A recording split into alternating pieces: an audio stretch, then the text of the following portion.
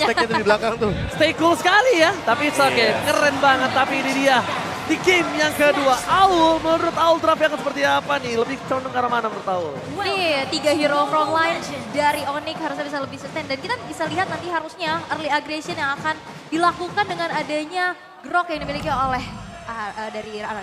Oke, tapi ini bisa cukup menjadi sebuah masalah untuk tim Ararkios. Kita tahu gimana permainan funny dari seorang Kairi. Wow. Tapi di art top lane sana ternyata invasi yang dilakukan Halo. oleh tim Wow. Ararkios. Di sandwich dari seorang Calvin Winata. T-Boy is coming. Mencoba untuk melakukan defensif, membantu cewek untuk melakukan clear satu wave pertama. Kandangin banget ya, Finnya benar-benar agresif banget pasti dengan potensi dari sosok Hilda. Tapi dengan adanya bala bantuan pula yang dilakukan oleh Push. Dan ini jauh head pertama kali yang muncul di M4. Ya akhirnya setelah beberapa hari kita melihat bagaimana M4 ini berlaga, berjalan. Dan akhirnya ada satu sosok hero Jawhead yang sudah lama sekali tidak kita lihat. Dan untuk sekarang Sakit cukup melawan. Cukup memberikan tekanan di early game agar nantinya tidak ada pergerakan cepat bagi teman-teman Araraki Hoshi untuk melakukan invasi kepada cewek. Yap, dan apalagi dari Spark Missile yang sudah ditambahkan juga ya dari segi damage-nya. Jadi cicilan juga terhadap tubuh dari Finn udah mulai berasa pastinya. Walaupun ini notabene adalah Keyboy dengan satu emblem Avaris yang pastinya dengan build sustain, build defense. Ini damage-nya aja kerasa ya. Ya, buat sekarang yang penting flickernya bisa cepat untuk digunakan. Dan di satu sisi lainnya yang penting cewek bisa farming. Mungkin itu yang dipikirkan sama Keyboy. Karena untuk sekarang mau bagaimanapun Kairi ini benar-benar coba untuk melakukan sebuah invasi walaupun belum ada target yang bisa dia temukan. Dan bahkan kalau Kairi sekalipun akan coba untuk menabrak seorang Albert, itu akan jadi benturan cukup berbahaya. Dan shot terflop diambilkan oleh tim Araraki Hoshi. Berflop by Infinix di arah jungle dari tim Onyx Esports yang bahkan belum mereka altar membuat seorang Clay berhasil dengan satu poinnya. Dan ditambah ada yang sadar nggak? Finn bikin Warrior Boots tapi dia pilih Dire Hit. Apakah Finn nanti akan membuat ke arah satu buah Malefic Roar agar nanti bisa menimbulkan damage yang lebih besar? Wow. Kalau aku bilang itu adalah rencana jahat. Rencana jahat, iya benar-benar rencana jahat. Oke, dan ini juga akan menjadi rencana untuk RRQ di mana Turtle slain by UBS Gold berhasil untuk diamankan. Sejauh ini First Blood dan Turtle menjadi sebuah keunggulan pula yang akan diamankan dan item-itemnya belum ada sepatu. Ini masih menjadi template wield untuk sosok marksman satu sama lain dan Swift Crossbow sudah selesai di tangan Skylar. Iya, dan ditambah teman-teman bisa langsung melihat detailnya bahwa untuk saat ini ada invasi ke arah jungle dan Kairi masih mampu untuk survive dari serangan di early game yang dibawakan oleh Araraki Hoshi. Sehingga untuk saat ini pun kayaknya belum ada pergerakan-pergerakan yang begitu beresiko. Baik dari Onyx dan juga Araraki. Hanya saja Kairi kehilangan orange buff-nya. Dan Skylar beresiko terancam di sini. Oke, dihindari dengan ada satu buah flicker pula. Dan Steel Cable masih belum bisa menjangkau sesosok Skylar di arah top lane yang 7. Walaupun di sana ada dua rekannya dari Onyx yang mencoba untuk langsung saja backup. Tapi gak mau terlalu greedy, gak mau terlalu gegabah. Bermain hati-hati dan sekarang ada keramaian. Oke, bakal ada coba tabrak game yang menunjukkan seorang cewek. Bakal coba dipaksa. All-in akan coba dilakukan dan bahkan di-dive in oleh seorang Albert. Diselamatkan oleh Deden from Bogor. Kiwi akan menjadi korban kedua. Deden from Bogor save the day. Berhasil mengcopy pergerakan dari seorang Sans dan ini dia ketika Profesor tadi nanya di saat draft. Oji pilih yang mana? Antara Grok atau seorang Paramis? Of course Paramis dengan 3 picknya karena Araraki Hoshi bermain dengan template tabrak gamingnya. Lihat Albert gak kenal takut. Kairi bakal dikasih sepak coba dikumpang begitu saja. Dan nantinya Aul di menit 5 ke atas inilah jawaban atas dire hit seorang Finn. Yes, dan Kairi juga cukup sulit ya dengan adanya pergerakan di mana Purple Buff selalu di-engage. Sekarang rame banget walaupun Woods dengan one chance kali ini dan bahkan cewek berhasil mendapatkan Skylar. Ada satu ejector ke arah belakang, Finn berhasil untuk dihilangkan. Dua player dari RRQ menjadi satu kompensasi tapi Albert bakal coba untuk kejar dari Kairi, tapi Kairi hadir juga. R7 ketinggalan sendirian dan menjadi player ketiga dari RRQ Hoshi yang berhasil untuk dihilangkan. Tapi lihat ceweknya tetap tertinggal oleh seorang Terisla dan ini menjadi sebuah bencana untuk seorang container Onyx Esports. Sedangkan Skylar dia belum ditumbangin, dia nggak butuh dapat poin kill, dia cuma butuh waktu untuk farming. Dan sedangkan dari tim Araraki Hoshi mereka sudah mengungguli dengan 1200 gold.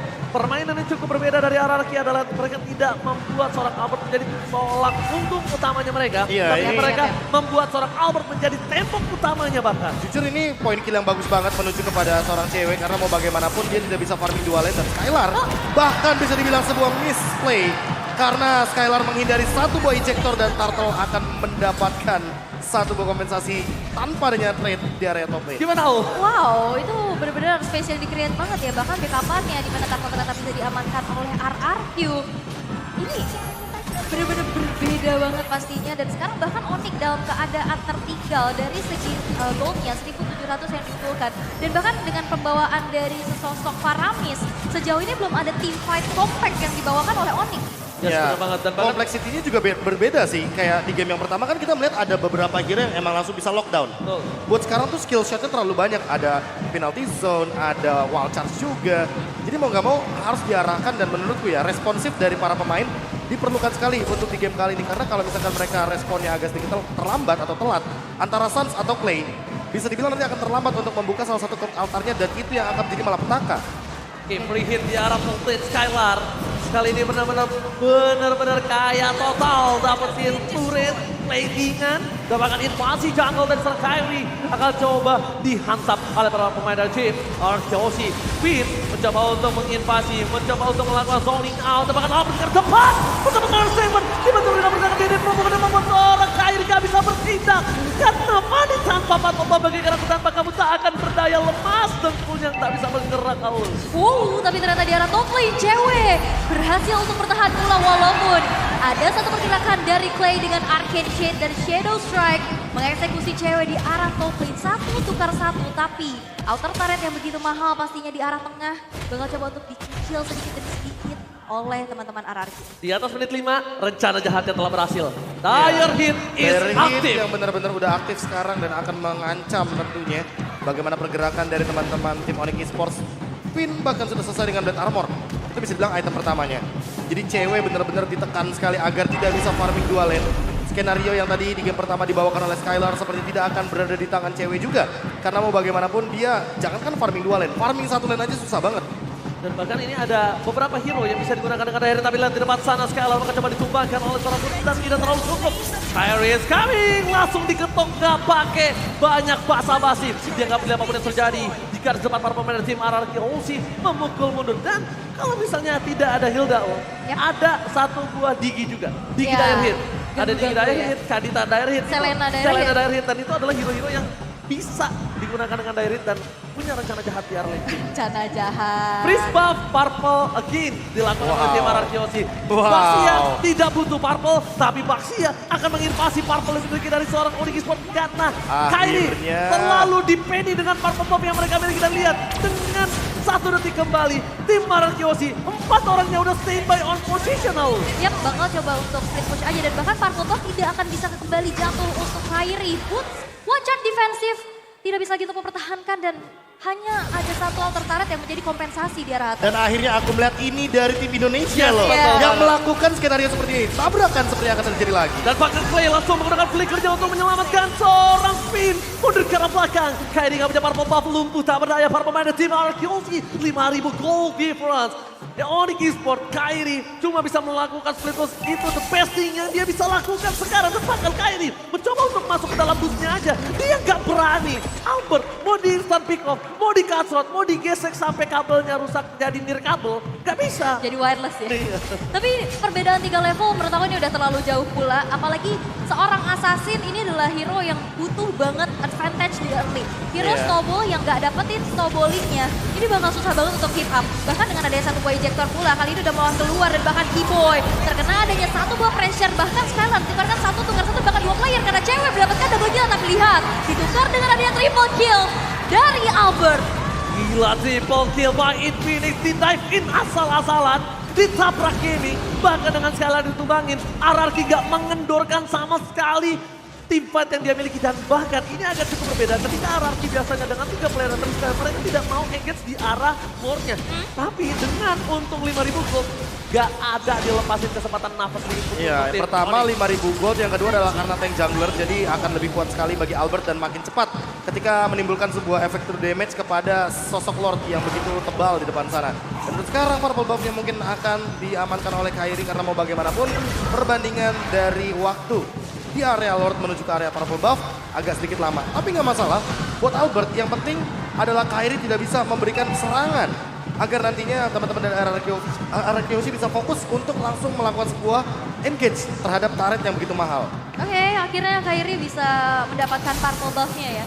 Di menit yang ke-9, walaupun pastinya dengan adanya player ke-6, Lord yang belum in hand secara muncul terlihat dari top lane. masih mencoba untuk mempertahankan satu inner turret, tapi tidak bisa karena lihat damage yang diberikan oleh Skylar. Apalagi dia bawa satu aksi penjagaan yang begitu luar biasa dari Finn. Tidak bisa tersentuh sama sekali. Tidak bisa tersentuh, tapi Low tidak masuk lane bebas. Tidak ada yang bisa mengawal dari tim Onyx Esports. High ground defensif juga mereka minim. Di game sebelumnya mereka punya Lilia pun saja tidak bisa dibendung. Apalagi sekarang tidak ada Lilia. Sans for covering up. Bahkan stack yang dimiliki Sans juga masih belum cukup. Mungkin nanti ada satu hal Ace yang bisa diselamatkan oleh tim Onyx Esports adalah gimana caranya Barir dari Boon menutup gameplay RRQ. Wildcats akan keluar bersama dengan pergerakan dari seorang Kairi. Mungkin itu ace terbaik yang bisa dilakukan oleh tim Onyx Esports, Profesor dan juga Aho. Ya, tapi untuk membuat skenario tersebut banyak banget yang perlu dikorbankan. Dan harus lebih berhati-hati ketika kita melihat bahwa ada 7.000 gold differences. Jadi perbedaan goldnya udah terlalu jauh banget dan Albert sekalipun ini sulit untuk di take down. Dia punya antivirus, dia bahkan akan menuju kepada Radiant Armor agar tidak bisa dibilang Sans-nya memiliki damage yang burst. Dan kalau misalkan di satu sisi kita melihat juga grok dari Boots dengan menggunakan satu buah emblem yang cukup resiko di sana. Purple buff-nya miss dan akan ada team fight. Wildcats dikeluarkan dari big line. Masih bersama kalau satu mundur ke arah belakang dan Boots. Di sini dibalikan kembali keadaannya. Lihat, playdown dari cewek aja. Cuma bisa menghilangkan Heart Altar. Sedangkan team fight yang terjadi. Sans pun udah ngebuka dengan sebuah Heart Altar yang dia miliki. Dan tetap harus kehilangan Bootsnya. Yes, dan Kairi pun mau masuk. Banyak banget pertimbangan, apalagi dengan energi yang boros pastinya. Tidak ada purple buff kembali. Dan sepertinya dari RRQ juga mereka bermain sangat-sangat disiplin. Mereka nggak terlalu memaksakan kehendak. Dan melihat 40 detik lagi Lord yang kedua. Sesaat lagi bakal muncul. Oke, official Mercedes partner M4 Viking. Bisa kalian dapatkan di booth di tenis outdoor sana. Ada. Jangan sampai ketinggalan karena ingat ini eksklusif hanya selama M4 hour. Spesial ya? Spesial. Ya, dan pastinya kalian bisa visit boothnya seperti apa yang Ranger masih bilang. Dan sekarang Hunter Strike sudah dikantongin oleh Kairi. Hunter Strike. Lebih memilih ke arah damage atau defense kalau Owl sendiri ketika Fanny-nya berada di dalam kondisi seperti ini? Butuh damage sih. Butuh damage ya, maupun defense Stun juga. ya? Apalagi kalaupun defense juga dari segi atribut yang sudah dimiliki oleh teman-teman RRQ dengan 9.000 gold unggul, gak cukup. Gak cukup sama sekali. Malah menurutku yang tidak boleh dilakukan oleh Onyx adalah jangan memunculkan Sans-nya dalam team fight. Agar klien tidak bisa mengambil satu buah cloud altar sehingga nanti RRQ tidak memiliki cloud altar dalam team fight. Berarti pre-match, pre-fight-nya ya? Iya, pre-fight-nya. Bukan pas fight ya? Iya. Berarti pre-fight sampai fight itu terjadi, tidak ada seorang Sans terdeteksi. Mundur ke arah belakang, R7 versus everybody! The top kali ini mencoba untuk bertahan, tapi flicker yang diberikan untuk mundur ke arah belakang. Tandanya, cara bottom lane nanti Owl, team fight-nya tidak dibuka R7.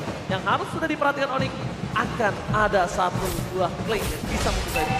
Mungkin dari Onyx yang bakal diandalkan untuk bisa clear cepet ya cewek. Yang satu-satunya yang bisa nge-spray down dengan Ibirus pastinya. Dan sekarang Kairi mencoba untuk menunggu terlebih dahulu di arah bawah. Tapi nampaknya dipaksa untuk recall. Mengingat tidak ada energi kalau kesergap ini bakal jadi bahaya banget. Dengan skill cable yang sekarang sudah dimainkan. Dan ini dia, sebuah penetrate yang sudah digunakan pula oleh cewek. Clear wave yang begitu cepat. Itu benar-benar instan banget respon yang dilakukan sama RRQ. Sekalipun hanya melihat Kairi loh di depannya. Dan untuk sekarang Clay masih belum mendapatkan satu buah IMU-nya. Benar-benar dalam posisi yang tidak bisa disentuh. Dan itu bagus sekali, tapi lihat Kairi terperangkap! Hilang instant recall! R7 menarik ke depan, mencoba untuk melakukan satu buah watcher for covering up. Saat akhirnya berhasil datang dan dibalaskan kembali. RRQ mau memantapkan diri, mendapatkan poin di game yang kedua. Ini tidak ada yang namanya dikasih kendor sama sekali untuk team fight. Front to back gaming is real di game yang kedua. 14 menit game berlangsung, hampir 12.000 network yang bisa didapatkan oleh RRQ. Dan kita lihat juga Onyx yang hanya bisa bertahan dengan adanya satu lagi outer yang bisa diajukan dari top lane. Tapi lihat penalty zone berhasil untuk bisa mengenai 2 orang sekali. Tapi lihat 3 player dari Onyx berhasil dihilangkan, double kill from Skylar. Dan